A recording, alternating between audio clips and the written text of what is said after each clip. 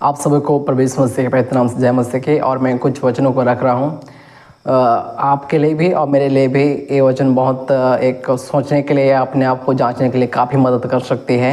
और कई बार होता है कि आप भी मैं भी हम प्रार्थना करते हैं लेकिन परमेश्वर के कार्य को हम अपने ऊपर नहीं देख पा रहे हैं। तो ये वचन आपके और हमारे लिए अपने आप को खुद को जांचने के लिए काफ़ी मदद करेगी। यह वचन मैं आप लोगों से रख रहा हूँ, जैसे कि भजन संहिता 66 के अध्याय 18 में लिखा गया है, यदि मैं मन में अनर्थ की बात सोचता तो प्रभु मेरी ना सुनता। अगर मैं मन में अनर्थ की बात सोचता है तो प्रभु मेरी ना सुनता है, ऐसे परमेश्वर के दास भजनकार कहता है।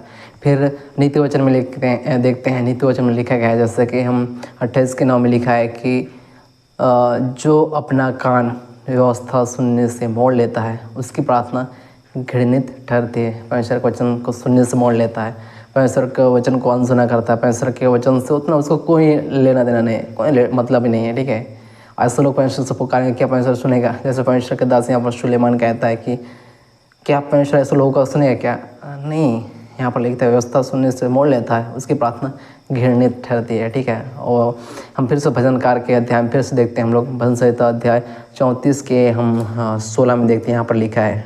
ठीक है, यहोवा बुराई करने वालों के विरुद्ध रहता है ताकि उनका स्मरण पृथ्वी पर से मिटा डाले। जो बुराई करते हैं, ठीक है, जो परमेश्वर के वचन के खिलाफ में चलते हैं, वचन कहता है कि परमेश्वर उसके विरुद्ध रहता है, परमेश्वर उनके खिलाफ में रहता है। कौन? परमेश्वर, आपका और हमारा परमेश्वर, जिस पर हम विश्वास करते हैं और जिससे हम प्रार्थना करते हैं।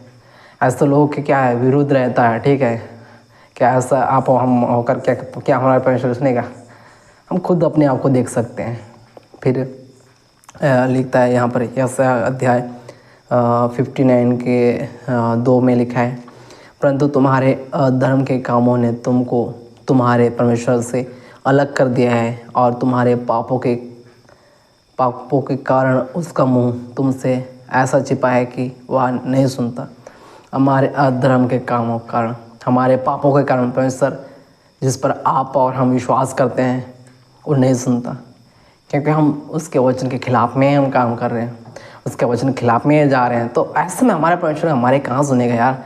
इसके लिए हम लाखों प्रार्थना करें, कितने दुआ करें, तो कहाँ परमेश्वर हमारा सुनेगा? ठीक है, क्योंकि हमारे अधर्म है, हमारे पाप हैं जो परमेश्वर के खिलाफ में है, तो परमेश्वर हमारी कहाँ सुनेगा? इसलिए हम एक वचन और देख लेते हैं, नीति वचन 18 के 29 है, लिखा है, यहोवा दुष्टों से दूर रहता परंतु वह धर्मियों की प्रार्थना सुनता है। किसकी प्रार्थना सुनेगा? यहोवा, वो दुष्टों से हमेशा दूर रहता है। अगर आप हम दुष्टता वाले काम करें, परमेश्वर से सुने बोले, कहाँ सुनेगा? वचन के खिलाफ में है ना। परमेश्वर किसकी सुनता है? वचन कहता है कि यहोवा धर्मियों की प्रार्थना सुनता है।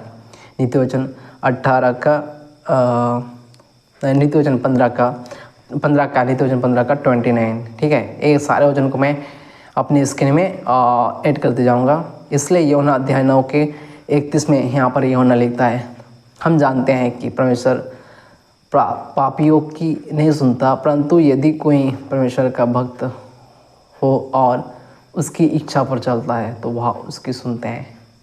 परमेश्वर की इच्छा क्या है? कि हम उसके वचनों को माने। ठीक है, परमेश्वर किससे प्रसन्न होता है?